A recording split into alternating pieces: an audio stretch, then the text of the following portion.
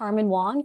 I'm the moderator for this debate, which is being co-hosted by Animal Justice, the Montreal SPCA, Vancouver Humane Society, World Animal Protection, and the BC SPCA. Before we get started with introductions and the formalities, I want to let you know if you need interpretation, we have that ability to interpret from English to French and French to English. If you look for the button just at the bottom of your screen, you can choose the language that you'd like to hear in, and you'll be able to hear the original audio on background as well.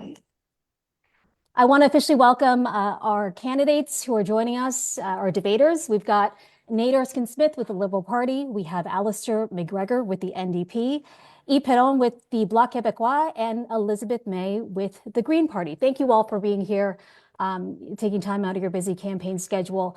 Animal welfare, it is not always top of mind during an election campaign, but it is an issue that many Canadians care very deeply about. In fact, in a 2024 Nanos poll, we found that 43% of Canadians would be more likely to vote for a political party during an election if they support stronger animal protection laws and policies. And by the way, I just remind everyone, in the 2021 federal election, it was historic in being the first election that some parties had animal welfare commitments in their platform. And animal welfare also has a lot of relevance to some of the top issues that we're talking about here today for Canadians, whether it be illegal trade across our borders, the impact of tariffs, Canadians wanting to buy local, the price of food, protecting supply management, the need for Canada to step up during the pandemic risk, given the U.S. funding cuts, and given that we have a science and vaccine skeptic running the U.S. Department of Health. So for all those reasons, this is important. That's why we're here.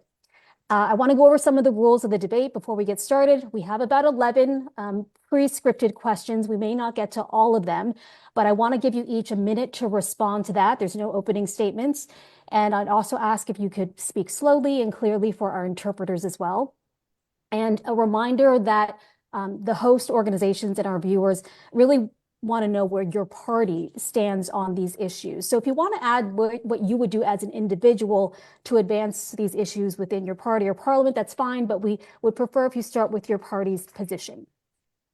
We also have media and participants that have an opportunity to ask their own questions at the end of the debate. You can do that by using the Q&A function to submit a question. That's also at the bottom of your screen. You can also upvote your favorite questions so we can see those come to the top. And a reminder that this debate is brought to you by charities. So questions that are partisan, meaning they support or oppose a party or candidate, those will be removed. We may only have time for one or two of those questions, but the candidates here will be able to see them and consider them as issues that we all and Canadians all believe are important. Okay, so let's get started. Thank you once again. Welcome, everyone. And our first question is about wildlife captivity and entertainment. Canada banned whale and dolphin captivity in 2019. Similar legislation, Bill S-15, which would have banned elephant and great ape captivity, passed Senate late last year, but it failed to pass through the House of Commons before this election was called. Would your party commit to bringing back Bill S-15 and passing it, or similar legislation to ban the keeping of elephants, great apes, and potentially other species, such as big cats that do not thrive in captivity? And I'll start with Mr. Erskine-Smith. Over to you. Thanks very much. And thanks for hosting this, to all the organizations that help put this together, and for everyone who's joining here. It's, you rightly said, it's an issue that is under discussed sometimes in elections, but it's an issue that really matters nonetheless. And I'm glad that we're all joining here. And to your specific question, I had the good fortune of being the House sponsor of the Jane Goodall Act when it was a private member's bill. Murray Sinclair was the senator who had introduced it, and the government adopted a version of that through S-15. And if we have the luck of being reelected, and you'll certainly see, it's not in the platform, which I would be interested in getting to a conversation about what's in platforms and what's not. But there is a commitment to reintroduce and to pass S-15. Okay, thank you. And Mr. McGregor, you're up next. In a short answer, yes. But I would also like to echo Nathaniel's comments in thanking the organizations for hosting us. I was very privileged to be a part of the 2021 debate. And it's great to see this kind of a focus on these particular issues, which I know are really important to Canadians. It is a shame that the House of Commons schedule was a bit of a mess last year, and that this bill only did get through the Senate. But to just expand on your question, I think there are so many opportunities that Canadians have to learn about these magnificent animals as they live in their home environments, their natural environments, without subjecting them to captivity. And I think that should be the underlying premise for how we deal with this issue. Ms. May? Thanks so much for the question. And I'm glad it started with the bill that I sponsored through the House in concert with the Senate. So it was a bill that started in the Senate, for people who pay attention to these things and the trivia of it, a bill that has an S dash number starts in the Senate, C dash number starts in the Commons. So it was in concert with two wonderful senators, the late Senator Murray Sinclair and Senator Wilfred Moore from Nova Scotia. The bill started in the Senate as S203, and that's one of the strongest pieces of animal rights legislation in the world. The bill that banned the keeping of cetaceans in captivity is one of the only pieces of legislation in the world that, or maybe the only, that recognizes the rights of an individual animal. Because in making decisions about whether an animal can be taken in a whale, dolphin, or porpoise captivity for purposes of medical treatment, the question is the best interests of that animal. Yes, of course, I want to see Bill S15, the Jane Goodall Act. I want to see it passed. We support it coming back to the House. I will make reference throughout the debate to what's in our actual platform in terms of recognizing the rights of sentient beings. You can find our animal rights policies on page 33 of the English version of the platform and on page 37 dans la version française. Alors, je termine là parce que c'est 1 minute 20 secondes. Thank you, Ms. May. Mr. Perron? Oui, merci beaucoup de cette opportunité d'être au débat. Merci aux organisateurs, c'est très apprécié. Écoutez, le Bloc québécois est tout à fait ouvert à étudier le principe, très favorable d'ailleurs au principe. On avait voté d'ailleurs dans cette intention-là. Et ce qui est important dans ces enjeux de captivité-là, il y a le bien-être animal, bien sûr, doit être mis en avant-plan toujours, mais au-delà de ça aussi, les enjeux de santé publique. Vous savez que l'OMS juge que 70% de toutes les maladies infectieuses émergentes chez les humains proviennent d'animaux sauvages. Donc, quand on laisse faire le commerce de ces animaux-là à l'international, on augmente le risque aussi pour la santé publique. On a différents exemples là-dedans. L'enjeu avec le Bloc québécois, vous ne serez pas surpris de m'entendre soulever cet enjeu-là, c'est qu'il y a déjà beaucoup de réglementations dans certaines provinces et particulièrement au Québec. Donc, nous, on est favorable, évidemment, à l'idée, mais toujours, évidemment, dans le respect des compétences et de ce qui existe déjà dans la juridiction québécoise. Merci.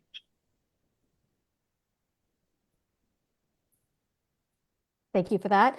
And for anyone who's just joining us now, I also want to repeat again that we do have interpretation available, and you can access that by clicking on the button at the bottom of your screen, either English or French. Choose the language that you'd like to hear interpretation in.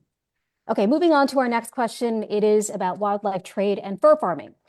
Canada imports and exports millions of wild animals and animal parts every year for the exotic pet trade, fashion, entertainment, and other purposes. And this drives biodiversity decline and the spread of zoonotic diseases and invasive species. The vast majority of new and emerging infectious diseases over the past decade has originated from animals, mainly wildlife. In addition, the intensive fur farming of wild animals not only causes immense animal suffering, but it's been identified as a key driver of pandemic risk. In 2021, the outbreaks of COVID-19 were detected on mink farms in several countries, including in Canada. And in response to that, British Columbia banned all mink farming. So my question is, what would your party do to address the wildlife trade? In addition, would your party support banning fur farming in Canada? This one will start with Mr. McGregor. Thank you. So you've got a two-part question here. So let's start with the first one. I think in the first one, with regards to the international wildlife trade, the answer to your question was actually in the preamble. As evidence has very clearly shown, international wildlife trade has led to habitat destruction, but it also has led to the introduction of very new and novel diseases, right? Diseases that survive in, say, a tropical habitat now are becoming a global phenomenon. And one of the corridors through which they are spread is through the international wildlife trade. So that is, I think, the answer to the question of why we have to look at this issue very seriously and really crack down on it, because there are a lot of unsavory characters that operate in it as well. On fur trade, I think it's great to be following the BC NDP's example here in my home province of British Columbia when they did ban mink farming. And I think with all farming in particular, we need to step away from the what and the why and focus more on the how as we treat all animal farming, is like how it is done, because there's a very wide spectrum on how farming is done in this country. Okay, Ms. May? Thanks so much. Again, the wildlife trade, and c'est dans la réponse déjà de Monsieur Perron. Nous avons une menace vers la santé publique. So we also, yeah, and Alistair mentioned it too. When we're looking at wildlife trade and wildlife markets, there's a very large risk to human health as well as the issues of the well-being and care for the animals themselves. So we favor a ban on the wildlife trade and fur farming within Canada. No question, it's a very small portion of our economy. Very few people rely on it. There's no reason not to move to ban fur farming. And that's the official position of the Green Party, although it didn't make it to our platform because we had to compress things. Just so you know, if you don't see it in the platform, please take my word for it. It's our policy. Monsieur Perron? Oui, merci, Madame Wong. Madame May parle de sa plateforme. J'ai le goût de vous parler de la mienne aussi. Je vous invite à aller la voir à blocquebecois.org. Elle est très belle aussi. Elle contient beaucoup de sujets. Et sur cette question cette importante, évidemment, je me rends compte que j'ai touché dans ma réponse à la première question. Je suis allé peut-être un peu plus global. L'enjeu de santé est extrêmement important. Donc, moi, je pense qu'il faut agir là-dessus. Il faut légiférer. Il faut le faire correctement aussi. Il faut aussi, si on décide d'aller dans le sens d'interdire, évidemment, le commerce international d'espèces sauvages, il faudrait y mettre les moyens. Parce qu'il y a beaucoup de ce commerce-là qui se fait de façon illégale et qui serait peut-être pas touché par la législation si on ne met pas les moyens pour essayer de le contrôler, évidemment. Puis quand on parle des enjeux de santé publique, c'est extrêmement important. En terminant, dans mon dernier 10 secondes, je vous rappellerai qu'il faut toujours aussi, quand on adoptera ces législations-là, être soucieux de ce qui existe dans les différentes provinces et au Québec pour que ce soit un arrimage et pas une imposition du fédéral. Okay, Mr. Erskine-Smith? Well, I'll start with the Liberal position. I mean, the Liberal Party has long opposed illegal wildlife trade, and in the 2021 platform made commitments around that. There have been regulations put in place in 2023 in some regards, at least. When I was telling party folks that I was doing this, I was saying, you know, we don't have enough in the there's no animal commitments in the platform for reasons of the priority focus on Donald Trump and all things economic. And so I said, well, you know, we've got to be committed to a range of different things on animals. On Easter Sunday, the Carney campaign put out a video saying that they were committed to protecting animals. And so I got language back specifically that says reduce the commercial trade in wild animals to address animal welfare, environmental, and health risks. And then on a personal note, let me just say, like, I've introduced legislation to ban fur farming. I've also introduced legislation to better draw the link between the wildlife trade and a One Health approach, this idea that animal health, human health, and environmental health are interconnected. And through the Pandemic Prevention and Preparedness Act, really focused on that connection and sought to phase out disproportionately risky activities like fur farming. Okay, thank you. We'll move next to overseas horse exports. Canada breeds and transports horses to Japan for slaughter, where they are eaten as a raw delicacy in high-end restaurants. Banning the export of horses overseas for slaughter, it was introduced in the Minister of Agriculture's mandate letter in 2021. And then Bill C-355, which would have banned horse exports, passed in the House last year, but failed to pass through the Senate before this election was called. The question is, would your party support banning the overseas export of horses for slaughter? And for this, we'll start with Ms. May. Absolutely. And Bill C-355 unfortunately died on the order paper January 6th. A lot of good bills died. We've got to bring them back fast. We should be able to prioritize, I would hope, by unanimous consent between parties, that some of those bills that died that have already passed the House be given priority to restart faster than having to start from scratch. That's something Parliament can do. It just takes political will. banning the export of live horses. And God bless Jan Arden for making this an issue everybody understands. Horse shit, excuse me. We need to ban the live export of horses. It's an abomination. I don't think I need to say more. It's a priority. Mr. Perron? Oui, merci beaucoup. Je suis très heureux que vous posiez la question. En fait, nous, on a, au Bloc québécois, toujours priorisé le bien-être animal. Puis quand ce projet de loi-là a été déposé en premier lieu, on a soulevé des questions sur pourquoi seulement les chevaux, pourquoi seulement par avion. Mais on voulait faire une étude plus approfondie, ce qui n'était pas rendu possible dans les modifications du projet de loi. Donc, au départ, on s'est prononcé contre le principe. Et ensuite, on est allé étudier en comité. Puis après le travail en comité, vous avez certainement remarqué que le Bloc québécois a décidé de laisser passer la loi. Donc, notre position a évolué en cours d'étude sur cette question-là, mais notre préoccupation de départ compte toujours. C'est bien de dire on protège les chevaux, mais qu'en est-il des autres transports? Est-ce qu'on s'assure de toujours assurer de bonnes conditions de vie à nos animaux? Est-ce que c'est normal, par exemple, je vous donne un exemple, de transporter des bêtes jusqu'en Pennsylvanie pour les faire abattre? Il me semble qu'il y a quelque chose de très incohérent. Donc, évidemment, ça touche plus large. Mais pour la réponse à votre question, en bout de piste, on a laissé passer la loi. C'est triste, par contre, que le Canada ne soit pas une véritable démocratie et que le Sénat ait retenu plusieurs de nos projets de loi, dont celui sur la gestion de l'offre, dont on aura sûrement l'occasion de parler.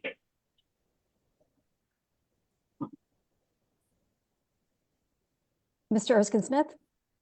Yeah, so this is a commitment that was in the 2021 platform. And if you backtrack further, and it's a credit to, as Elizabeth says, Jan Arden, but also more broadly, the Horse Defense Coalition. There are a lot of voices that really leaned into this. And Elizabeth and I were part of an all-party animal welfare caucus that we put together.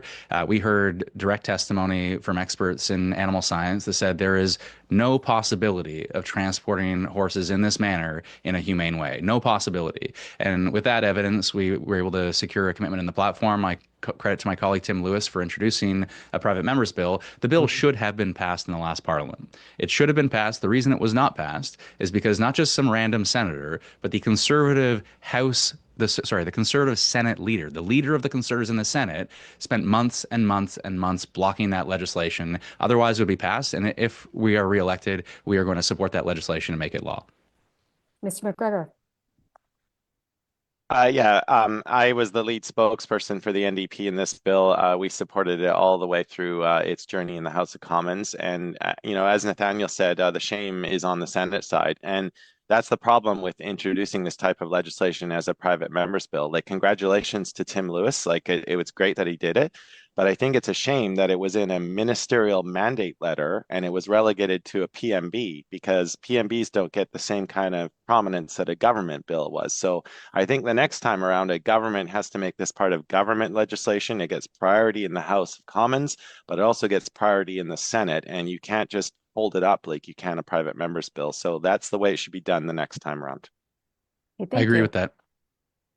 When we're moving on to intensive animal agriculture. Raising animals in intensive farming systems where they live in crowded, barren environments and confined housing systems like gestation crates and battery cages. It causes immense animal suffering and it creates public health threats. And this is why many Canadians, when they learn about how the meat and eggs on their plate were raised, are looking towards their elected representatives to do something about intensive animal agriculture. The question is, what would your party do to address the problems associated with this type of farming? We'll start with Mr. Perron. Oui, merci beaucoup pour cette très importante question. Puis ça ramène l'élément que je ramène dans chacune des réponses depuis le début. Le bien-être animal, ça doit être au centre de toutes nos décisions et ça doit être notre première préoccupation.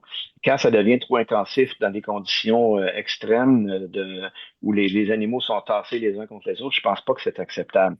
Nous, on a toujours été en faveur de maintenir des entreprises de taille familiale. C'est une des raisons pour lesquelles, vous savez, avec notre projet de loi sur la gestion de l'offre, on visait à protéger les fermes laitières qui ont en moyenne 80 vaches sur une entreprise plutôt que 10 000 aux États-Unis. On est ailleurs complètement. C'est un exemple que je vous donne pour vous dire l'ampleur de ça.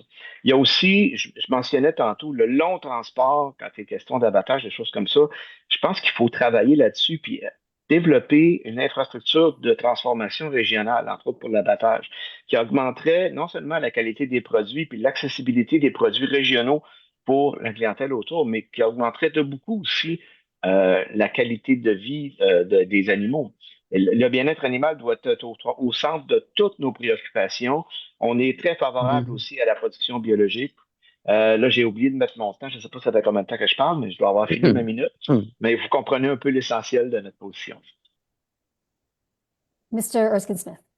Yeah, I think, look, this is the most challenging question we're likely to confront in this debate because there is such a serious economic case for, if any time I've touched animal welfare legislation, put it this way, there's an argument from a range of different industry to say it's the slippery slope, it's the thin edge of the wedge. What's next? What's next? And look, you got to acknowledge, and everyone should acknowledge, animal agriculture, there's people's livelihoods depend upon animal agriculture in this country, and I understand why people get their backs up when we start to talk about animal welfare sometimes. And so I think your question just around focusing on intensive animal agriculture and the negative health consequences, again, that One Health approach, Health Canada does some of this work through addressing antimicrobial resistance and overuse of antibiotics.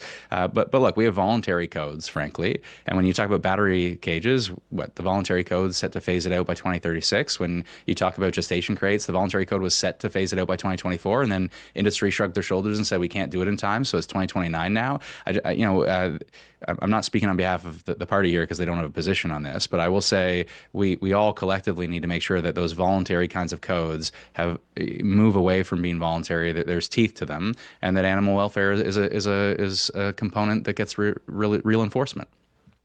Mr. McGregor? Yeah, there's no question that economics is driving a lot of this, right? And we all know as elected representatives that food prices are a very sensitive subject, especially over the last few years. Like my constituents, so many of them, it's impacted both the quality and quantity of food that they've been able to purchase because of prices. So that's one thing that the government needs to focus on is, how do we make sure that people can afford to eat and feed their families? So how do we address this? Well, there are ways. The government could step in and give more legislative powers and oversight to things like the existing National Farm Animal Care Council. I've always maintained a really great working relationship with organizations like the Small Scale Meat Producers Association. They really try to focus on regenerative agriculture because we have to realize that healthy farming requires a holistic approach. It requires both plants and animals working together and trying to mimic the natural environment. And organizations like that, made of small, dedicated farmers, are really leading the way. And other farmers are more likely to listen to other farmers than an Ottawa knows best approach. So we have to keep that in mind as a part of this conversation. Ms. May? Yeah, I'm really pleased with the details in our platform this year on animal welfare to create independent ministry responsible for animal welfare, security, and separate from agriculture and agri-food, with comprehensive legislation that will deal with all aspects of farm animal housing and welfare, and also supporting farmers who want to transition from animal agriculture to sustainable plant-based agricultural practices. There's a lot of details here, but there's no question but that we have to recognize that we can't let the agricultural lobby keep blocking animal welfare legislation as it did to Nate's terrific bill back in 2015. And I thought, oh, it's coming from a Liberal MP, it'll get passed. So we have to recognize. Don't remind me, Elizabeth. Don't I remind know me. I'm reminding us all. It was awful, right? Horrible. But we have to look to the European Union, where agriculture is still a significant component of their economy. Agricultural producers survive on their income, which is very hard to do in Canada because we've made cheap food more important than healthy food. And as a result, you look at the EU, where they have minimum sizes for battery cages. They have strict rules for transport of livestock. Those are the regulations embraced by the Green Party of Canada. And we think it's really important to also point out, why are eggs more expensive in the US than here? Because of agricultural lobby success in the US, where there's no limit on how many hens you can have. You can have millions of egg producing poultry in a barn. That's why egg prices have gone out of sight in the US. And thanks to supply management in Canada and smaller agricultural production, our egg prices aren't a source of scandalous increase in prices. In fact, inflation in food in Canada has gone down recently. It's around the 2% mark, but we are facing a climate crisis, which also has to do with industrial livestock production. The climate crisis causes food inflation. So these are very interrelated issues. So we have to face it. We have to talk about it. I agree. We can't ignore the people in Canada that rely on industrial methods of agriculture to feed their own families. But we have to really put industrial intensive livestock operations under the microscope and point out that they're the source, not local production of livestock in small farms. That's not where we get deaths of listeriosis and spreading of significant illness in the human population. Small scale, sustainable agriculture can include animal agriculture, but industrial scale livestock operations in confined feedlots have to end. Thank you, Ms. Knight. Let's move on to plant-based food. Canada's food guide encourages Canadians to eat more plant-based food. And this is not only good for our health, but it also helps to address climate change. Yet Canada's plant-based food sector receives far less government support than the animal agriculture sector. The question is, would your party support increased federal government investment in the plant-based food sector? Mr. Erskine-Smith.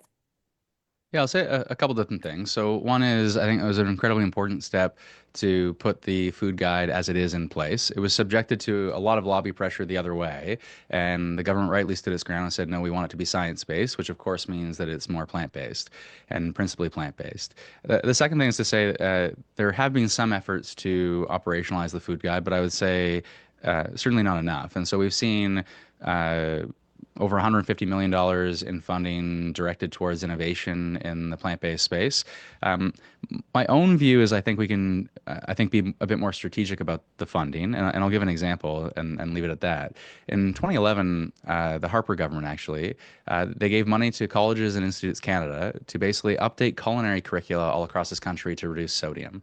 And I think there's an opportunity, and if I'm reelected, I'll certainly try to secure funding in this way to ensure that we are doing the same thing, same model, but we're updating the culinary curricula to be training the chefs of tomorrow to be familiar with and to incorporate the food guide and to be more familiar with plant-based. Because I think there are more strategic ways we can drive change and operationalize the food guide, including in the last thing I'll say is just on the National School Food Program. When we are federally, which we aren't always, but when we are in the space of food and directing food programming, we should make sure that it's consistent with our own policy, the food guide. Mr. McGregor. Well, as a former Canadian Produce Marketing Association produce champion, absolutely yes. I think it's fantastic that the food guide recommends a half your plate be fruits and vegetables. And look, we've got tremendous capacity in Canada. And this is a moment in time, right, with the trade war that's going on with the United States and the fact that we rely on so much produce and fruit coming up from the United States. This is a time when we can look to build resiliency in local economies. And I know there are so many farmers who are growing those fresh fruit and vegetables who would love to fill in that gap. So they absolutely do need supports. I've been very happy to work with the Fresh Fruit and Vegetable Growers of Canada, the Canadian Produce Marketing Association. I've worked with the Canadian Organic Trade Association. We need an organic strategy for Canada. But we also have to pay attention to Canada's business risk management programs because farmers who are growing fruits and vegetables are particularly susceptible to the ravages of climate change. And the farmers will be the first ones to tell you they are on the front lines of climate change. They need to have nimble and adaptive business risk management programs to help support the sector when they are hit by those climate catastrophes. But otherwise, yes, we have tremendous potential. We should make sure that we are living up to the Canada Food Guide and supporting our hardworking farmers who are producing that amazing produce right across this great country of ours. Ms. May? I totally agree with what my colleagues have said. We need to have more focus and financial support for those portions of our healthy diet to educate people. And I'm very glad about the school food program. But like I just boast about my own riding for a minute. Salt Spring Island, Gulf Island Secondary School has a community garden as part of the school program. Kids get course credit for growing food organically, but then they get course credit for having in the school cafeteria preparation of healthy plant-based meals, and then they get healthy food for the kids in the school.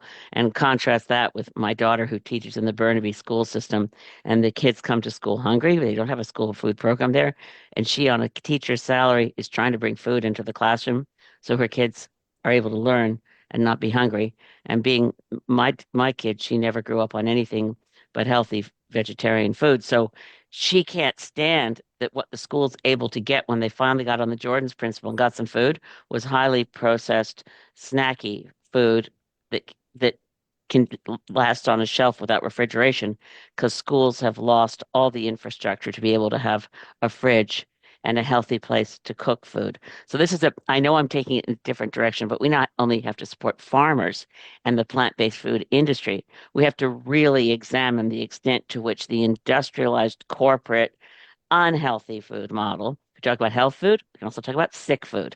Sick food gets protection. Health food doesn't get promoted, and plant-based agriculture needs a lot more financial support. And Monsieur Perron. Oui, merci beaucoup pour cette importante question. Bien sûr, il faut soutenir davantage les productions végétales. Alistair a parlé avec justesse du secteur maraîcher, entre autres, qui manque de soutien de façon désastreuse, des systèmes de gestion des risques et des entreprises qui ne fonctionnent absolument pas. Quand on dit que le programme d'urgence, qui est supposé de venir compenser tous les autres programmes qui n'ont pas fonctionné, le Agri-Relance, a pris 2 ans avant d'envoyer des sous à des entreprises. Les gens ont eu le temps de quitter la production dans l'Internet. Fait qu'il faut commencer à être sérieux là-dessus. Par contre, de bien le faire aussi. Être vigilant, parce que c'est bien, quand on dit là, dans votre introduction, c'est bon les productions végétales pour l'environnement, et deux choses. D'abord, moi, je ne vois pas ça en contradiction avec les productions animales, quand ils sont de taille humaine, d'entreprise familiale. Puis il faut prendre aussi, dans les mesures qu'on fait par rapport à l'agriculture, l'ensemble des facteurs. Par exemple, les avantages environnementaux qu'apporte le maintien d'une prairie au niveau de la biodiversité, au niveau du gaz carbonique dans le sol et ainsi de suite. Donc, il faut avoir une mesure balancée. C'est la même chose dans les productions végétales. C'est bien le végétal, mais si on se retrouve dans un champ de monoculture intensive où on utilise massivement des pesticides et des herbicides, là, peut-être que l'apport environnemental est moins intéressant. Donc, les 4 B, là, les 4 R en anglais, là, pour l'utilisation des produits phytosanitaires est essentiel. Il faut agir avec intelligence, précision, mais bien sûr, il faut davantage soutenir notre agriculture. On parle de mettre 2% du budget sur la défense, on est d'accord, mais est-ce qu'on pourrait pas être sérieux puis mettre plus que la moitié d'1% sur l'agriculture? Just a follow-up question for Mr. McGregor and anyone else who might want to weigh in. You raised a good point about farmers on the front lines of the climate crisis, and animals we know are vulnerable too. And BC saw its largest agricultural disaster during the 2021 Abbotsford floods. So we're wondering if you and any other candidates who want to comment see a role for government to support farmers in building back better and more humane. Yeah, and it's not only that, right? Because we had the atmospheric rivers, but we also have had devastating wildfires as well and prolonged droughts. I mean, BC just seems to be getting battered again and again. So fire is just as great a risk to animals as floods are. And when you have extended periods of drought, that often affects the feed for animals, which can drive up costs. So yeah, all of these things have to be part, right? There's no one silver bullet. It's more like a silver buckshot approach, right? Like, these are very, very complex issues, and they are going to require multiple levels of government to work together along with farmers and consumers to adequately address them for sure. I just want to say, I mean, if we're looking at climate crisis, we have to recognize, oh, sorry. If we're looking at the climate crisis, we have to recognize the contribution of greenhouse gases from particularly the livestock operations of confined industrial feedlot operations. Agriculture as a whole is a contributor to global warming, and and, as we've just said, a victim of global warming. And while we're thinking about what's happened to us in British Columbia, the heat dome in 2021 killed 619 British Columbians in 4 days. But what gets covered less is it killed 3 billion sea creatures from heat. So people who are, if you're experiencing a heat dome, heat stress that's a health threat, go down to the water to try to get cool, and you can't get close to the water line because of the stench. It was only later people figured out, oh, that stench was all the animals, the sea creatures that had died from the heat. And the same thing was happening in animal barns. The heat was killing animals in the barns. So the livestock hit from climate change, yes, it was floods. Yes, it was fires, and it continues to be a threat of a heat dome. And I don't see any level of preparedness out of the federal government or provincial government. I think the government of British Columbia, by the way, Alistair, was criminally negligent in the deaths of those 619 people because the heat dome was coming. We saw it coming in weather forecasts, and the BC NDP did nothing to call a provincial emergency so we could have saved lives. So I remain bitter and angry. My stepdaughter was one of those who nearly died, and she's in her mid-30s. Okay, if I could, I would say three things. One, I would echo and we just have to be honest about the facts and the science that industrial intensive animal agriculture contributes to climate risk, and it contributes to pandemic risk. And it's not about, we're not snapping our fingers. No one's saying we're going to eliminate agriculture. This is about managing and reducing risks in a responsible, evidence-based way. The second thing I will say is around emergency preparedness. Animals should be incorporated in emergency preparedness plans. Of course, they should be.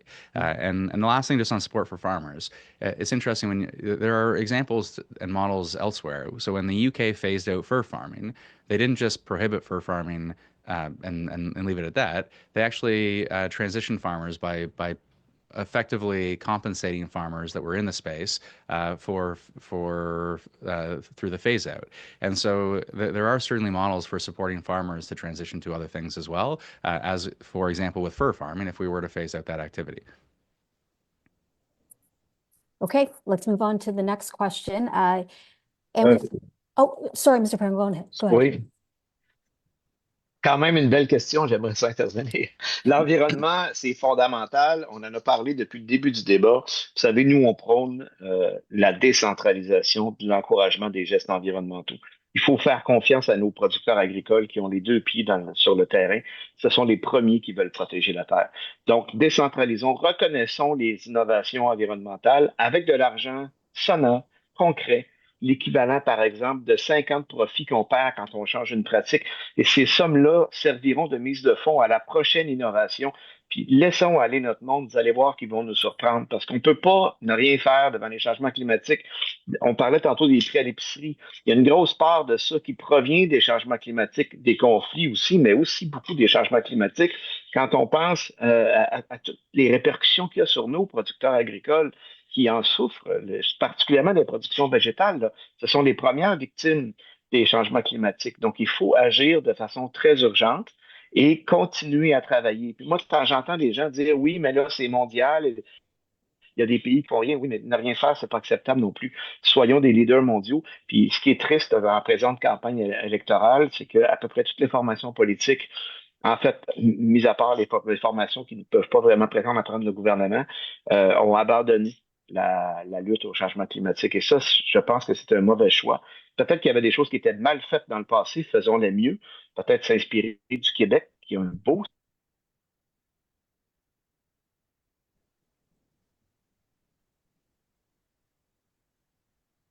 Okay, I think there's a little freezing issue, but that's okay. We're going to move on and maybe we'll get Mr. Perron back. The next question has to do with antimicrobial resistance. It has been identified as one of the top 10 public health threats this decade. About 70% of antibiotics used globally and in Canada are administered to farm animals to stop them from becoming sick in intensive farming systems. And there is clear evidence-based solutions to reduce that antibiotic use on farms by improving conditions for animals. The question is, would your party support phasing out preventative antibiotic use through improvements in farmed animal welfare? Ms. May, we'll start with you. Yes. It's very clear the health evidence is overwhelming. We know that and this is part of our platform. Again, it's in detail that we need to have a holistic response for animal welfare and the linkages to threats to human health as well as the well-being of the animals themselves. I think there's a trade issue here that we should be picking up on when the U.S. Trade Secretaries. I don't know if you saw that rant. Anybody saw the rant about how unfair it was that Europe doesn't want US beef in Europe. Well, they also don't want Canadian beef in Europe because our beef is treated with hormones and prophylactic use of antibiotics. And there's very clear evidence from the International Agency for Research on Cancer that steroid treated beef is a health threat, which is why there are trade barriers for Canadian beef making it to the European Union. We want to uncouple and insulate ourselves from the United States on trade issues. One thing we have to do in the interest of our own economy is to make sure that we are getting animals off drugs, basically, in intensive feedlot operations. We should end intensive feedlot operations for many reasons, including animal welfare, but also for human health. And everybody who knows that when you put a bunch of animals together, where it's kids in a daycare that spread the colds all around, uh, fish in toxic fish factories, sometimes called aquaculture, same thing with animals.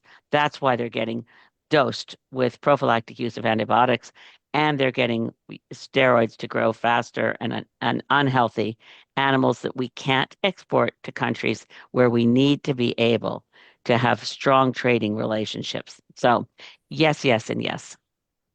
Mr. Erskine-Smith? Yeah, so I would say a couple things, starting with the government, and then I'll go to my own views. So, starting with the government, we've seen action on antimicrobial resistance. I would say there's, to use the jargon of the government, there's sort of a pan-Canadian strategy on this. And there's been modest but important funding first in I think 2015, but then 2021 there was about $28 million I think that went to, and you're talking about research and development, you're talking about surveillance, and there's been other dollars that have gone to international efforts as well to address this, what is a global risk. And I remember when Jane Philpott was the health minister. I remember this is years ago, obviously, and met with World Bank officials who were articulating the concern about superbugs and antimicrobial resistance and overuse of antibiotics even at that time, and the risks have not gone away. And so, yes, I think, my own personal view is, we obviously the government has a strategy in place. My own personal view is we have to take an even more concerted and ambitious effort on this, and that's partly what drove me when it came to the Pandemic Prevention and Preparedness Act, ensuring that there was a clear focus and a clear-eyed focus from the government to table a report in Parliament, or a plan in Parliament to say, here's how we are going to manage and reduce risks in relation to the connection between animal health, environmental health, and human health, and pandemic risks. And how are we going to reduce those risks? And that would include taking action specifically on antimicrobial resistance. Mr. McGregor? Yeah, I think I would start from, what is the worst case scenario? And the worst case scenario is getting a superbug that is resistant to our most powerful antibiotics, right? So antibiotics, right, they are effective at treating bacteria. This is not about viral diseases. This is about bacterial diseases. And again, so if that is the worst case scenario, what can we do to prevent that from happening and mitigate that? And, again, this is evolution. Bacteria multiply at such a fast rate, you are going to get those genetic mutations that allow one strain to be resistant to antibiotics, and then that strain is going to multiply, and suddenly you are caught off guard. So, in any way that we can prevent the overuse of antibiotics, I have really appreciated over the years of working with organizations like the Dean's Council of agricultural universities right across the country. I think we also have to make use of the fantastic scientists that we have working in agriculture and agri-food Canada's facilities. Like there's a great facility in Summerland, BC, and right across the country. And just really make sure that scientists with the most up-to-date knowledge have a seat at the table and that our policy is directly following their recommendations. And yes, again, making sure that animal welfare and any conditions that lead to their reduced responses to bacterial infections are being mitigated. Absolutely. I think that's got to be a very important part of government policy going forward. Okay. Monsieur Perron, we lost you for a moment, but the question is about phasing out preventative antibiotic use through improvements in farmed animal welfare. Merci. Merci beaucoup. Désolé pour la coupure Internet. En effet, j'adhère à ce que Alistair vient de mentionner.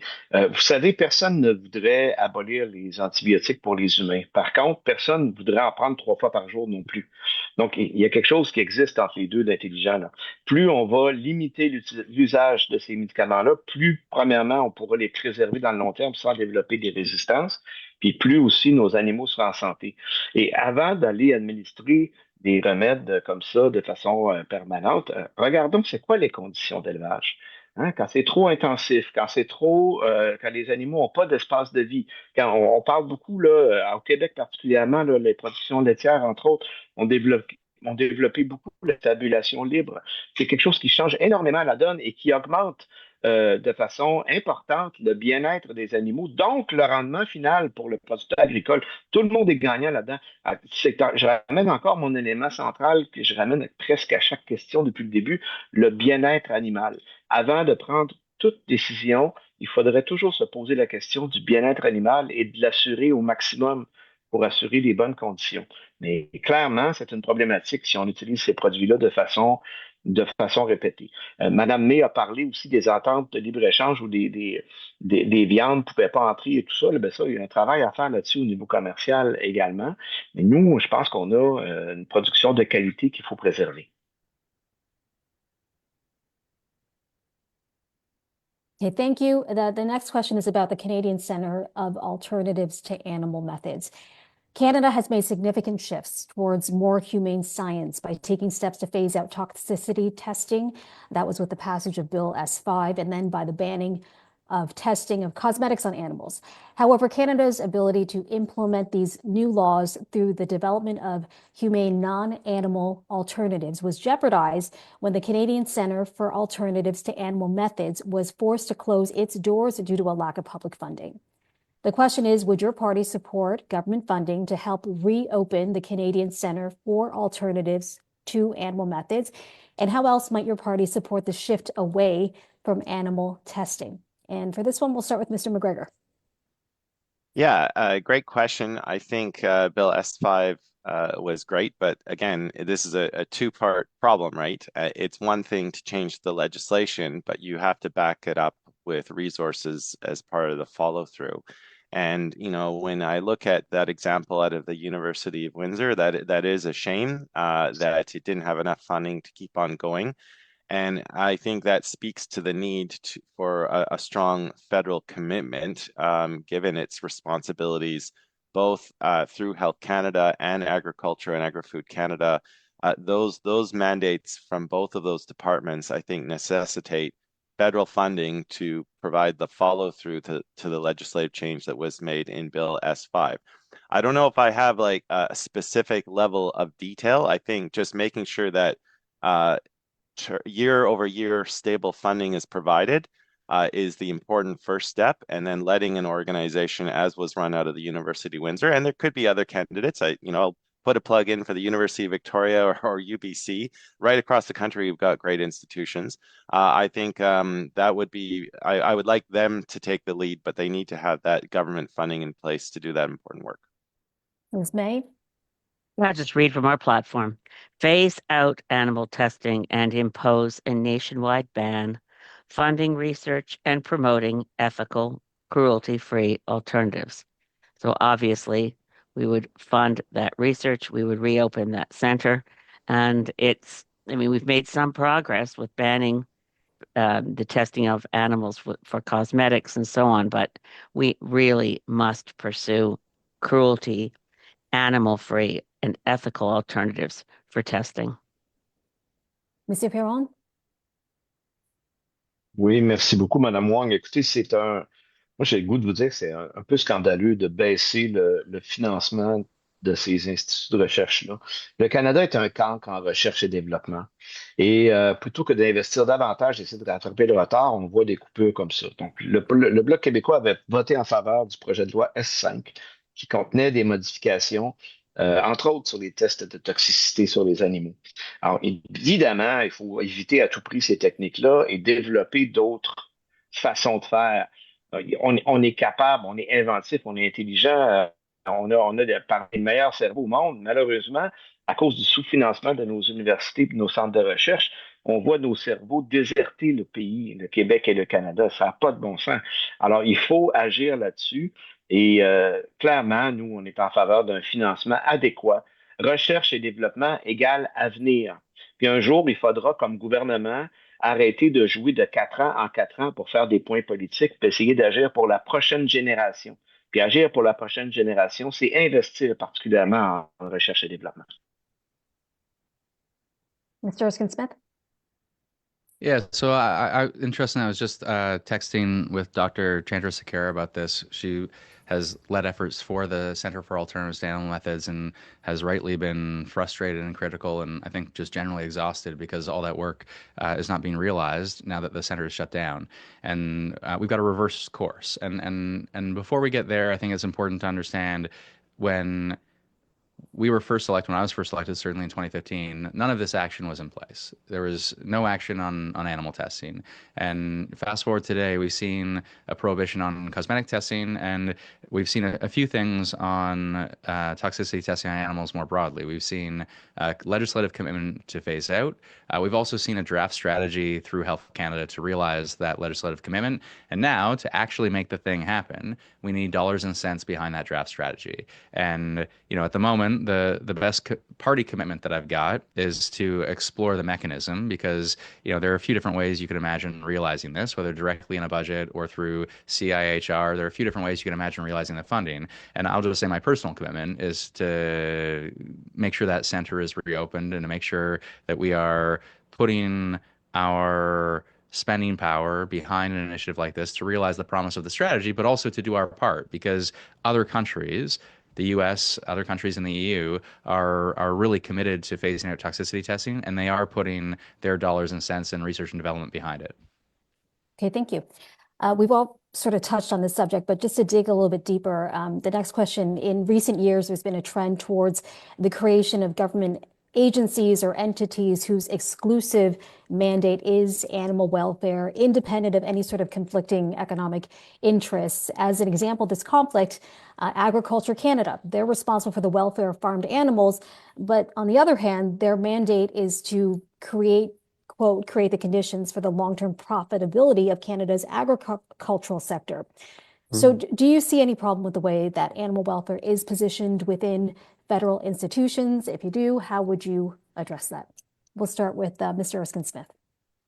Right. So I'll use an example of a clear-eyed problem, I think. And you mentioned the CFIA.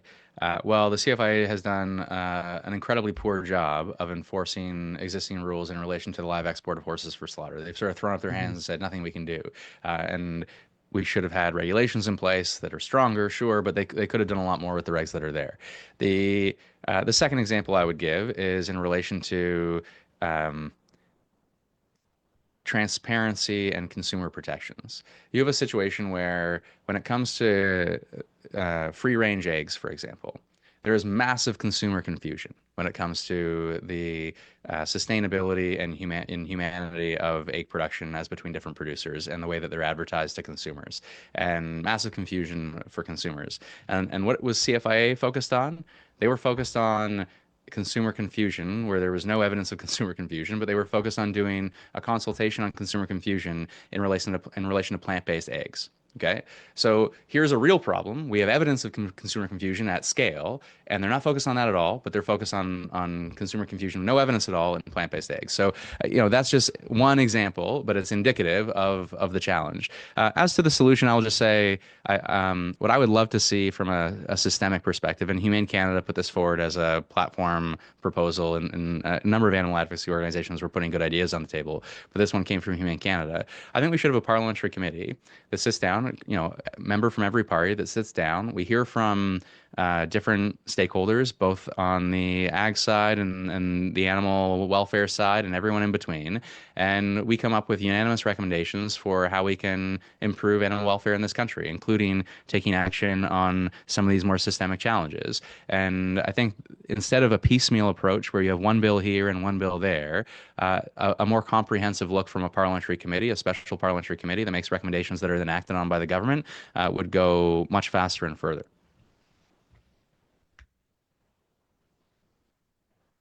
À moi? OK. Je n'ai pas votre son. J'espère que vous Pardon m'entendez. me. OK. Mr. C'est moi? McGregor, you're next. Pardon OK. me. Monsieur McGregor. Okay, was it? Yeah, sorry. Yeah, so we've had a similar problem with another ministry, DFO, right? It's got one of those dual purposes. Part of its mandate is looking after fish and fish habitat, but it's also responsible for like commercial fish licensing, and sometimes that can pull the ministry in two different and sometimes conflicting positions. And as a long-standing member of the Standing Committee on Agriculture and Agri-Food, we also recognize the problems with CFIA, which also has its foot in two different ministries. There is Health Canada, there's also the Department of Agriculture and Agri-Food. So I think, yes, creation of a single purpose federal institution. I don't know whether it's a parliamentary committee or an agency of the federal government that has animal welfare as its core mandate.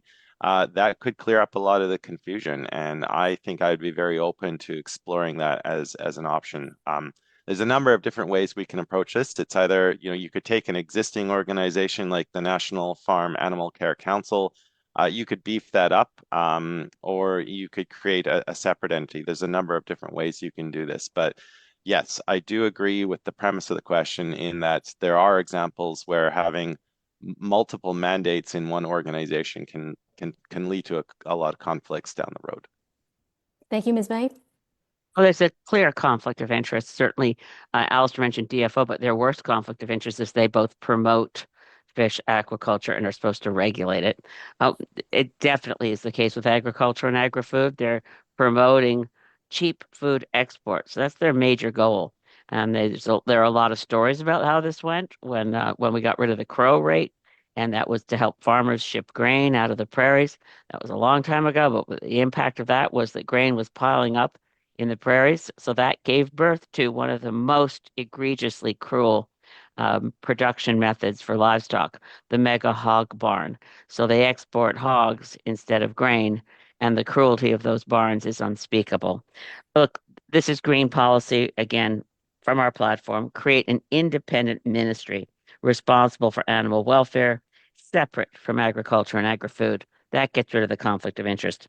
Implement comprehensive animal welfare legislation that mandates humane treatment standards for all farm animals. These two steps would be comprehensive, effective, and are totally possible. Okay, Monsieur Perron. Oui, merci beaucoup pour l'intéressante question. Écoutez, la rentabilité et le bien-être animal, ce n'est pas contradictoire. Au contraire, ça va ensemble. Nous, on est bien ouvert là, à une approche empirique où on pourrait coordonner ça, pour le bien-être animal. Par contre, je considère le bien-être animal comme l'environnement. Il devrait être au centre de chaque décision. Donc, de créer une organisation parallèle, on va se retrouver encore avec des ministères séparés. Il faut que Agriculture agroalimentaire Canada priorise le bien-être animal et l'environnement en même temps dans chacune des décisions. Je vous donne l'exemple. J'ai parlé tantôt de la stabulation libre pour les vaches laitières. Les vaches sont mieux, puis ils produisent davantage. Donc, il n'y a pas de contradiction entre le bien-être animal et la rentabilité. Au contraire, je voudrais revenir sur ce que M. Smith a mentionné au niveau de l'exportation des chevaux. Il faut être sérieux. Puis quand on met quelque chose dans une lettre de mandat d'un ministre, moi, je ne comprends pas que ce soit un projet de loi privé qui dépose ce projet de loi-là. On connaît d'autant plus le mépris du Sénat envers les projets de loi privés. Il y a un mépris épouvantable. Donc, il faut que ce soit des projets de loi gouvernementaux si on veut qu'ils avancent. Et j'invite M. Smith à travailler de l'intérieur pour, lors de la reprise des travaux en Chambre, qu'on soit là ou non, là, nous deux, il va y avoir des gens en place. Il faut que le gouvernement se saisisse de ces questions-là. Puis j'offre gracieusement notre projet de loi sur la gestion de l'offre aussi. Quand on parle de bien-être animal, là, des fermes, vous savez qu'il y a 3 fermes différentes aux États-Unis qui pourraient fournir tous les œufs du Canada. Une seule de ces fermes-là. Par contre, quand la grippe aviaire rentre là-dedans, on parlait de santé publique, toutes les questions qu'on se pose aujourd'hui sont interreliées. Il n'y a pas de questions séparées des autres. Et quand la grippe aviaire rentre là-dedans, aujourd'hui, aux États-Unis, ils payent leur douzaine d'œufs 15 à peu près. Là. Alors, quand les gens viennent nous dire que la gestion de l'offre, c'est coûteux pour le consommateur, c'est absolument faux. Il n'y a pas de subvention aussi en amont, alors qu'aux États-Unis, quand quelqu'un va acheter une pelle de lait, il l'a déjà payé en subvention. Donc, il faut donner l'information en transparence. Puis, je répète encore une fois, le bien-être animal, ça augmente la rentabilité, ça ne la diminue pas.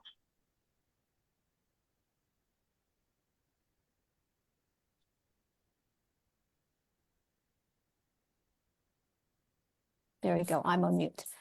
I want to ask a question from, I was going to move to media questions, but let's get through a couple more here. These are more specific about legislation, criminal code questions. The first one is about the fact that animals, they're sentient beings, it's not recognized anywhere in federal legislation, including in the Criminal Code of Canada, which still treats animals as property. So what would your party do to strengthen legislation, federal legislation around treating animals as sentient with regard to protecting animal well-being? And for that one, we'll start with Monsieur Perron. Oui, je peux y aller là-dessus. Écoutez, moi, je suis quand même assez heureux de vous confirmer que le gouvernement du Québec a voté en décembre 2015 une loi à l'unanimité sur le bien-être animal et la sécurité de l'animal qui reconnaît que les animaux sont des êtres doués de sensibilité et qui ont des impératifs biologiques. Donc, quand je parle de l'avancement, moi, j'invite toutes les législations à adopter une telle loi, donc vous comprendrez qu'on est très favorable à ça.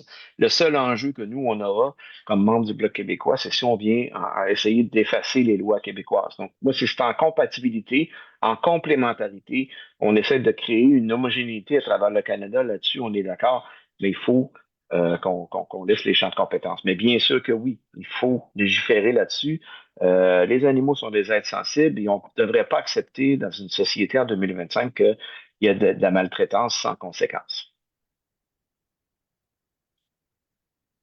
And Mr. Erskine-Smith. So I'll start with the science of it because it's a useful place to start, which is animals are sentient and they think, love, feel, and they obviously deserve our compassion, and the laws should reflect that reality. Of course they should. Now, when it comes to the criminal code, this is how Elizabeth was sort of dredging up old memories. This does as well because the bill that I introduced in early 2016 after my first getting elected in October 2015, I really went back to different bills that had been introduced that almost had become law. And there was one bill on addressing animal cruelty through the criminal code that had been introduced by Liberal Justice Ministers Irwin Cotler, Martin Cochon, and McClellan. It had been debated in Parliament up and down over and over again. And there was just a consistent conservative misinformation. And look, it gets down to the level where it would be in an agricultural magazine, and then I would start getting asked questions about it by people who were genuinely confused and genuinely concerned that it might impact their livelihoods. And so we have to be careful in politics about how we frame things. But in the criminal code, animals in the property section doesn't make sense. It should be a standalone section for cruelty to animals. Of course it should, because that's what we're talking about. We're not talking about cruelty to property. That's not why it's in the criminal code. But there's in my experience and the experience that even came before me, there's just a consistent difficulty of making that change. And so I would say Quebec was able to do this because Quebec was able to recognize sentience through by saying this is an approach we're taking that wasn't impacting existing criminal code legislation that had existed for hundreds of years. And so my only caution, I suppose, on this is in politics, you want to be pragmatic enough to say is the outcome? Are we going to see results because of the change that are going to be commensurate and worthwhile given all the challenges we're going to confront in getting this political change through? And on that, I don't know. It's obviously, of course, animals are sentient. I just honestly, I would want to, if I were to go back and think through it again, would I have taken on that exact same fight and sent the bill sideways in some ways? I would want to be crystal clear that I was going to see not just a important symbolic change nonetheless, but a more substantive change that would improve the lives for animals. So of course we need to recognize the sentience of animals. I just don't know the criminal code becomes the mechanism to do that. Mr. McGregor?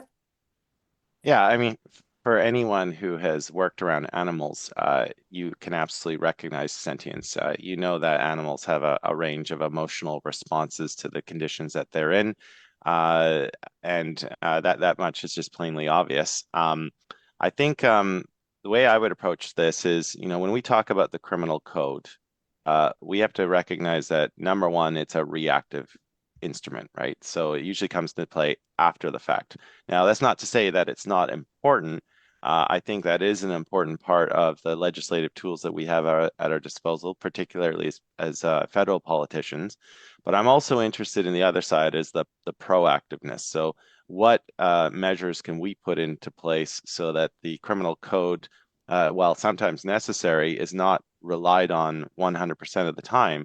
And I think in that case, it comes down to the welfare of animals. And I think the welfare of animals to respect that sentience, to respect the emotional range that they have, to respect the living conditions they have, we need to put a lot of effort also into the proactive side to make sure that welfare standards have proper oversight, that we are encouraging folks to adopt standard codes of practice that are universally agreed upon and are backed up by the best science surrounding the issue of animal welfare. So that's how I would like to approach it. I would just like to say that the criminal code is important, but I'm just wary of relying too much on after the fact legislation. I'm much more interested in also the proactive nature of it as well. Ms. May? I think we need to do both. We need to have legislation that recognizes that animals are sentient beings under Canadian law.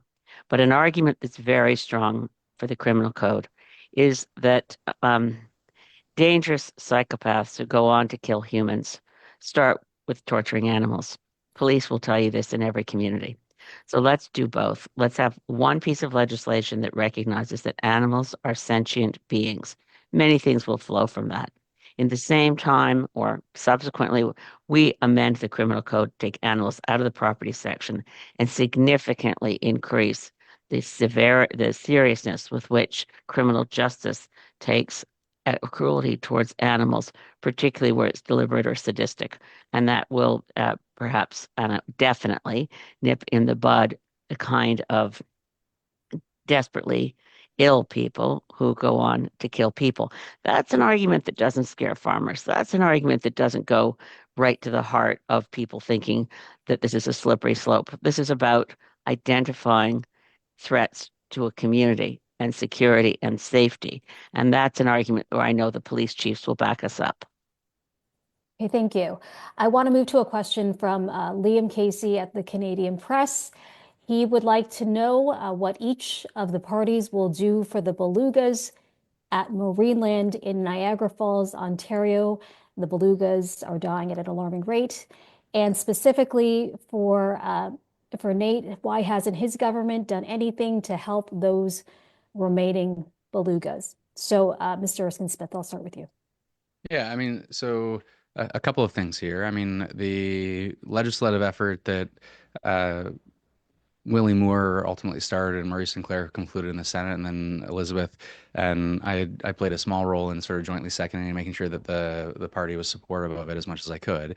That was an important step, and the challenge, of course, is that people will rightly throw up their hands and say, "Hang on a second, but marine land still exists," and because the existing animals were grandfathered, and so what happens? Well, I think there's two things that functionally have to happen. One, where they're transferring those animals, we have to make sure that DFO takes a very firm view that everything has to be in the best interest of those animals, because in transportation there are great risks to these animals even.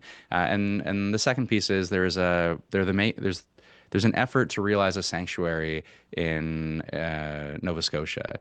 And in the discussions that I've had with those that are behind the sanctuary, they're actually not looking for federal funding. Where we could support efforts, though, is helping to pay for the transportation in a secure and safe way. And so, as the sanctuary is established, I think that is the critical role that we can and should play, and that DFO, frankly, should play in making sure that we're realizing the efforts of the sanctuary and those behind it, but also realizing the best interests of these animals. Ms. May? Yeah, it's a incredible tragedy that after all the work done through Parliament to ban the keeping of cetaceans in captivity, that and as Nate correctly recalls, there was a grandfathering for existing whales. We need to get them to sanctuaries. There's 18 belugas that have died at Marineland since 2019.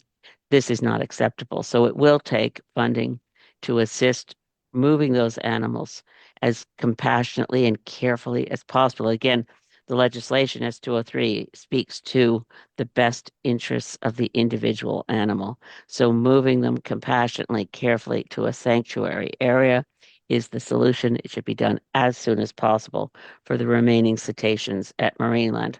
Marineland was really brilliant. I have to say that the Senate, the conservative senators on S203 used to wonder how did they manage to get captured so effectively by Marineland? But it took a while to get the bill through because of the opposition and the conservative senators. Now the bill is law. We need to rescue those animals from Marineland as compassionately and quickly as possible. Mr. McGregor? Yeah, I don't know if I can add much to what both Elizabeth and Nathaniel already voiced, other than, I was proud to be a supporter of Bill S203 in the 42nd Parliament. And I think, yeah, we did our part legislatively, but obviously more needs to be done. And I'm not as familiar with the story as others coming from British Columbia, but I think the track record of just the sheer number of deaths at Marineland amongst these animals, and the fact that Parliament has already given a voice that we we condemn this kind of behavior, and we've actually passed a law to forbid it from happening in the future.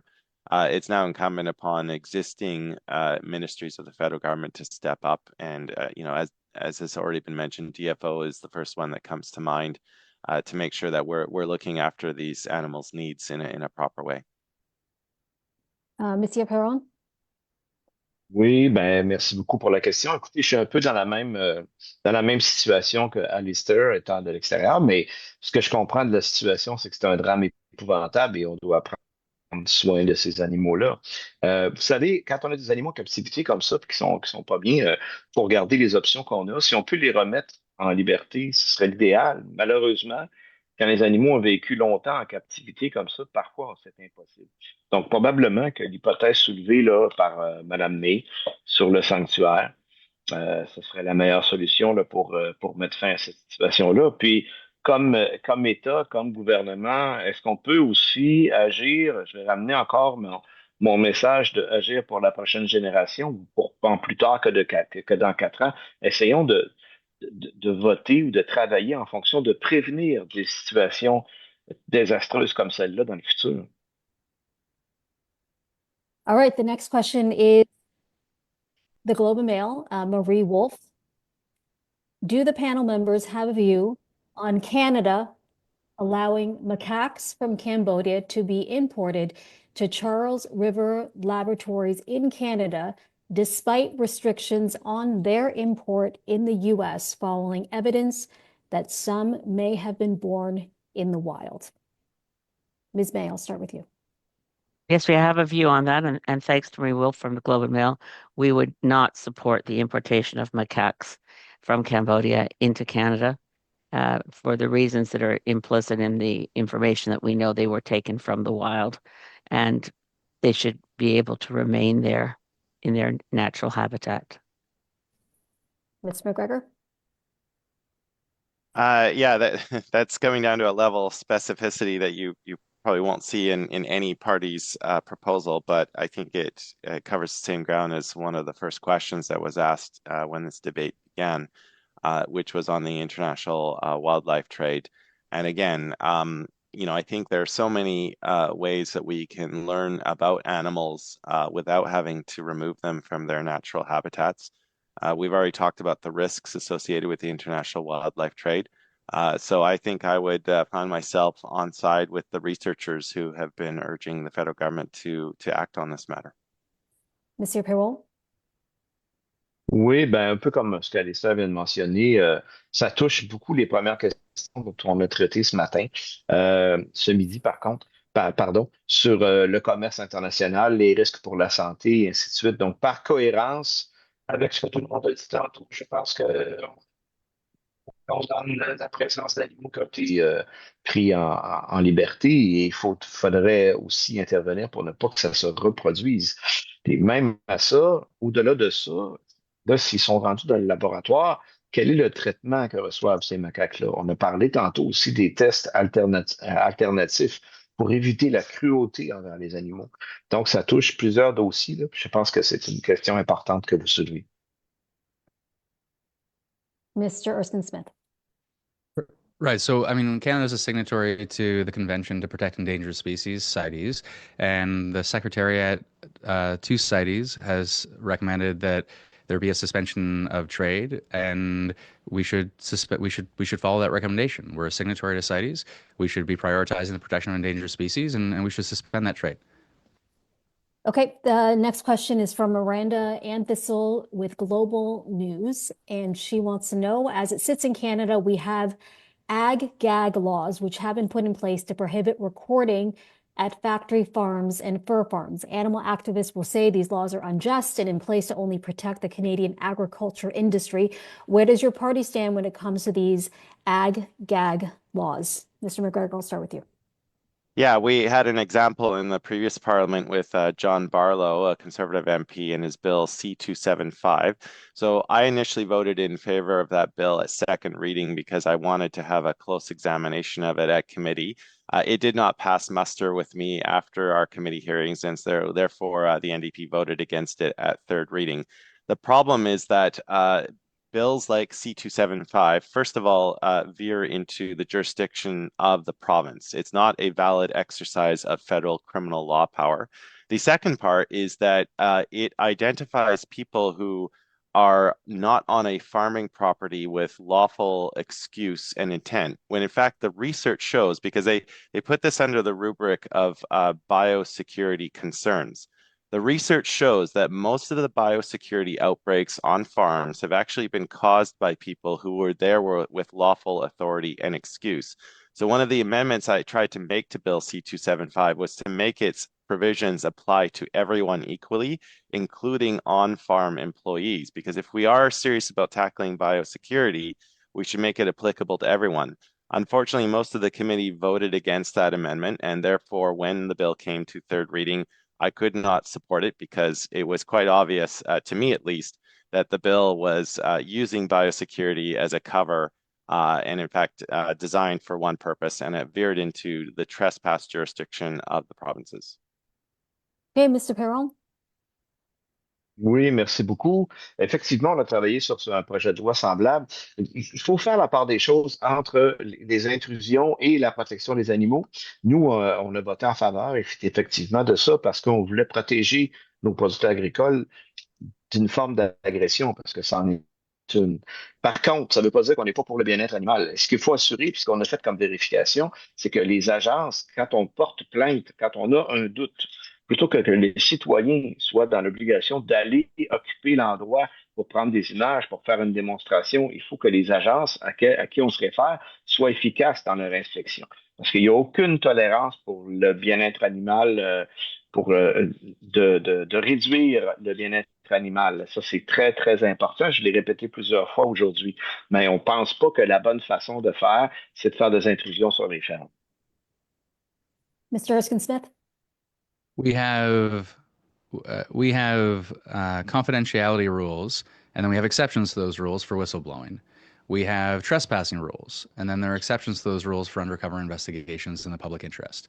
And to the extent that ag-gag legislation is eliminating the idea of undercover investigations in the public interest, we should all be opposed to that kind of legislation. And look, biosecurity is important on farms. Of course it is. I introduced legislation that in the Pandemic Prevention and Preparedness Act that spoke specifically to the need to improve biosecurity, especially on industrial, intensive agriculture, animal agriculture, farming operations. Alistair's right. I mean, the biosecurity risk is not from undercover investigators who are exposing animal cruelty. That just is that the facts do not bear that out. And so, look, the bill at best is virtue signaling. It doesn't add anything, and at its worst, it is a detriment to the public interest. Okay. I do want to get to one audience question. I'll just ask that. Is there time for me to answer that one? Pam. Oh, I'm sorry, Ms. May. Did I miss you? My apologies. Go ahead. Well, it's okay. Well, since all members of the NDP voted for C-205, I appreciate hearing Alistair's explanation, second reading, and Bloc Québécois voted for it at second reading. Most Conservatives did as well. The Green Party opposed it from the get-go. It was transparently an effort to suppress free speech, to shield the industry from having people see what goes on. So ag-gag laws are not.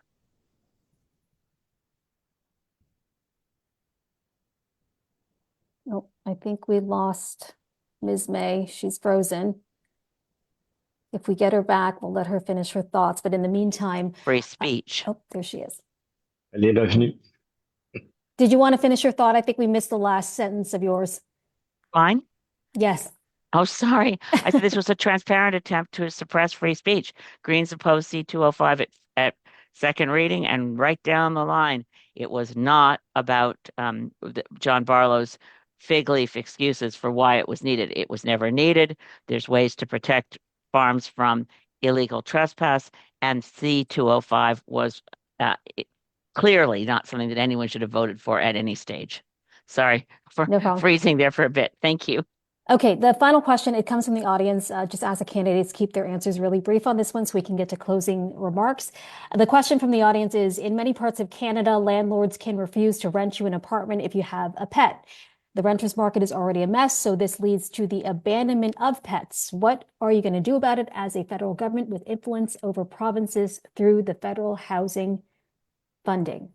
For this one, we'll start with Ms. May. It's a tough one because of federal jurisdiction being so limited in this area.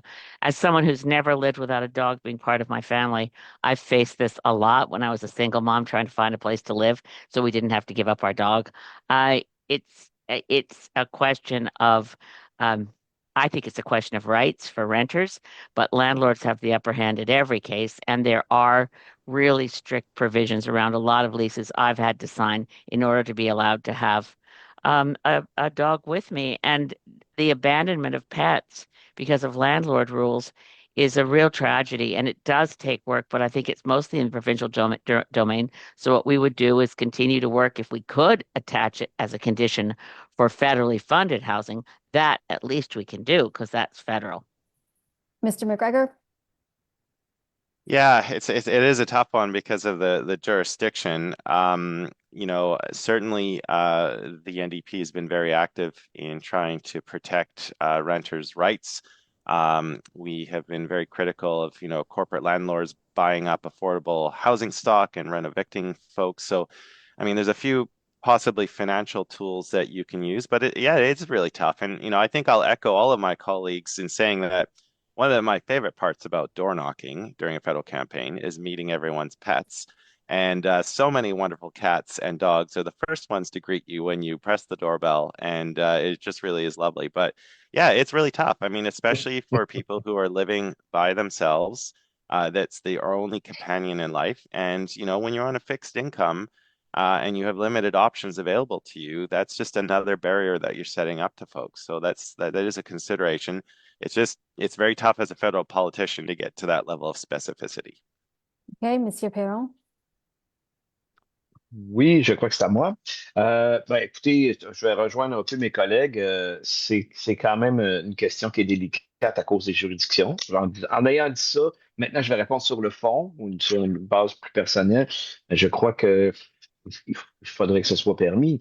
Évidemment, dans la mesure où l'animal de compagnie n'est pas nuisible, où il n'est pas agressif pour les voisins, où il ne hurle pas toute la nuit. Là. Tu sais, il faut toujours avoir de la mesure dans la vie. Mais l'aspect de l'animal de compagnie, pour la personne qui est seule, le concept aussi de zoothérapie, hein, c'est très important. Puis ça a beaucoup de répercussions, ces restrictions-là, parce que le 1er juillet au Québec, j'imagine que c'est partout ailleurs, au Canada aussi, on a un taux d'abandon d'animaux domestiques qui est effrayant.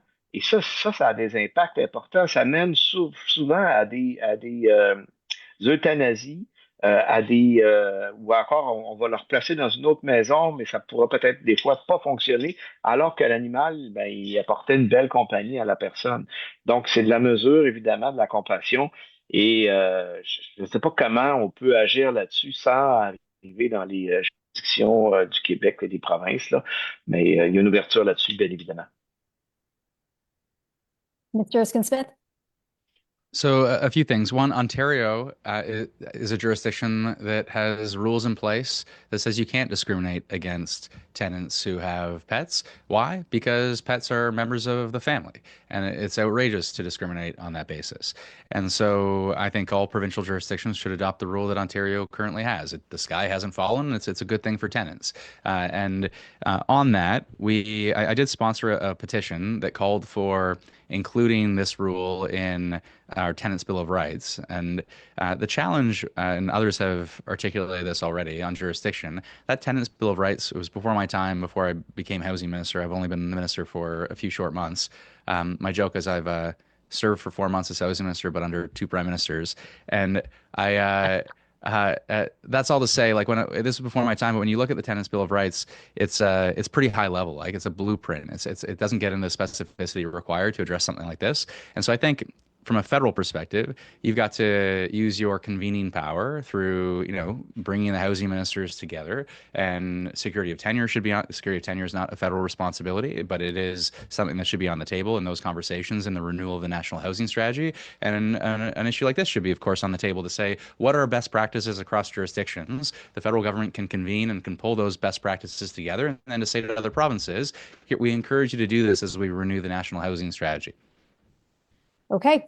That concludes the questions, and I want to give everyone here an opportunity to make closing remarks to the audience that is watching. And for that, you have a minute. Mr. Perron, I'll start with you.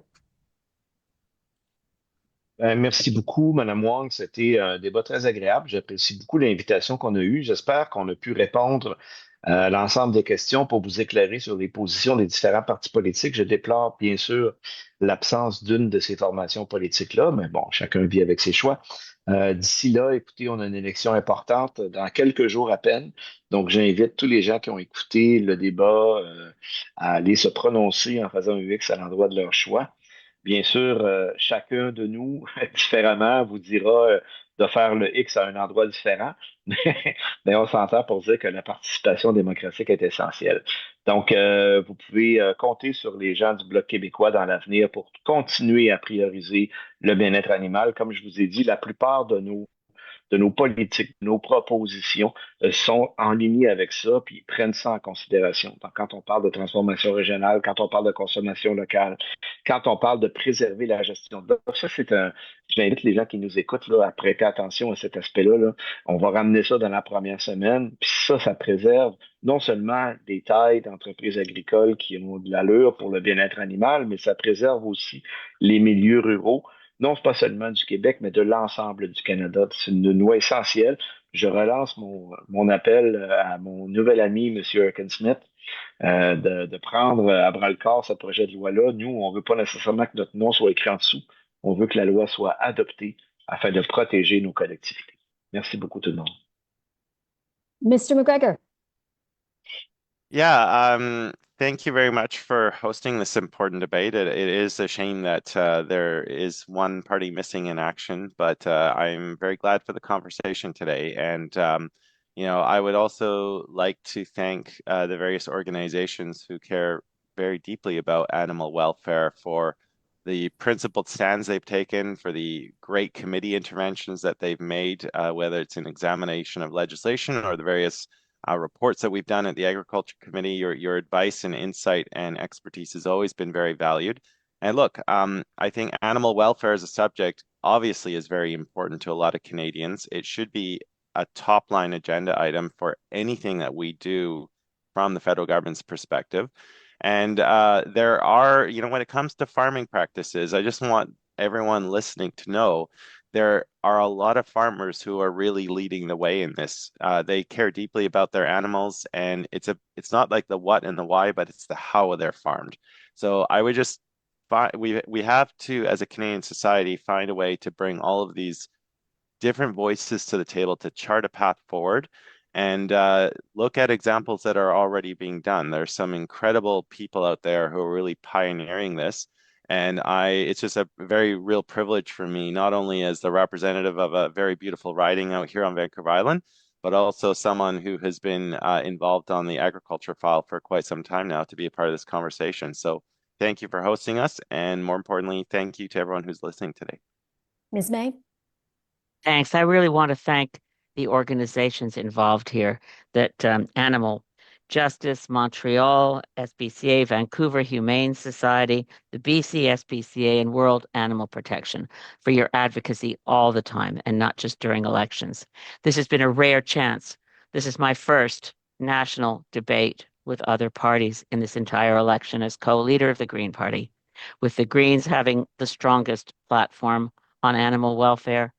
Every single Green candidate across Canada is backed by a platform that calls for strong advocacy and action and legislative change within Canada to recognize animals as sentient beings, to concern ourselves with their welfare, yes, to transition farming practices to ones that are humane, not to shut down farming, but to ensure that it's compassionate and humane, remembering Gandhi's words that you judge a society by how it treats its animals.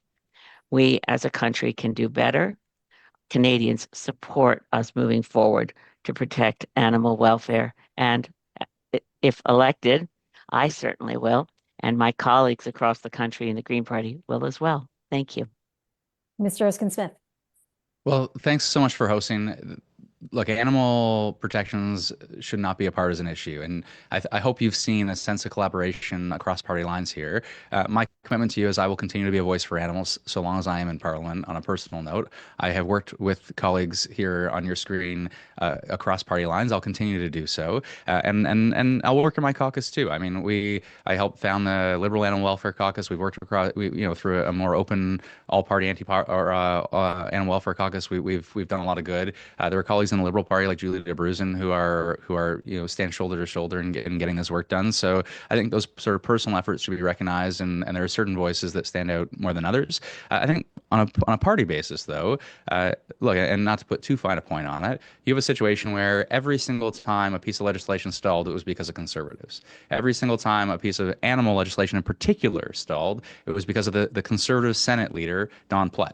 Very, like I can't put it more bluntly than that. Like it's a conservative, not someone low on the totem pole. The highest person in the Conservative Party in the Senate was specifically tasked with blocking animal welfare and animal protection legislation. And you contrast that with look, we're ready to work across party lines, but you contrast that with a Liberal government that has seen action to address animal cruelty in the criminal code, that has passed laws on that has seen action to support Elizabeth's efforts to ban cetaceans in captivity, action to ban cosmetic testing on animals, to phase out toxicity testing on animals, to ban shark finning. You've got commitments in the course of this election, and they're commitments from the party, not just me, to ban live export of horses for slaughter, to reinstate and to pass S15, the Jane Goodall Act, to address the wildlife trade. And look, I'm not suggesting progress is perfect, but we've seen more action on animals from this Liberal government than any government in my lifetime. And you contrast that with the ready alternative in this election that actively impedes these efforts. I hope the choice for those listening, I hope the choice is a clear one.